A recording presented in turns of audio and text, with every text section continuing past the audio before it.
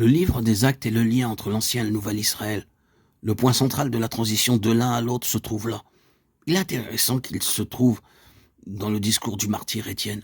La première chose que dit Étienne à l'ancien Israël fut « Le Dieu de gloire apparut à notre père Abraham lorsqu'il était en Mésopotamie ». Acte 7.2. Le Dieu de gloire apparut. C'était le premier mouvement fait à l'égard de l'ancien Israël. Et c'est là exactement le premier mouvement fait à l'égard du nouvel Israël. Et nous trouvons ce commencement dans le Nouveau Testament. Passons à l'évangile de Jean. Au commencement était la parole a été faite chair, elle a habité parmi nous. Remarquons maintenant, et nous avons contemplé sa gloire. Jean 1 et 14. Reprenons encore la lettre aux Hébreux. Dieu nous a parlé dans ces derniers temps, son Fils, le rayonnement de sa gloire. Hébreux 3. Le Dieu de gloire apparut et nous a parlé dans ces derniers temps, son Fils, le rayonnement de sa gloire.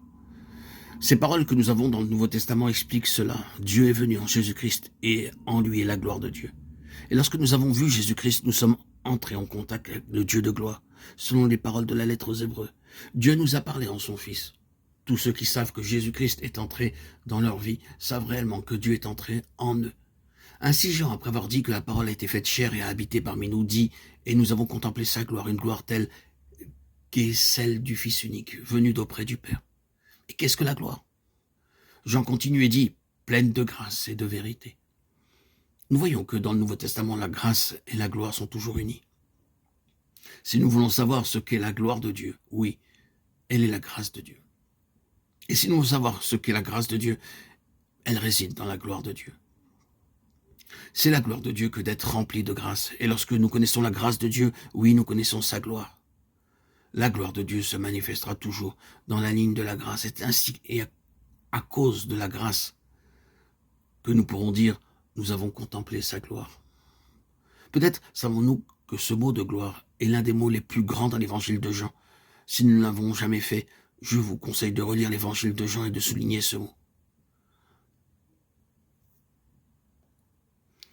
Le mot gloire est l'un des grands mots de Jean, et toutes les références qui sont faites dans son évangile à la gloire de Christ sont liées à sa personne surnaturelle et à sa puissance surnaturelle.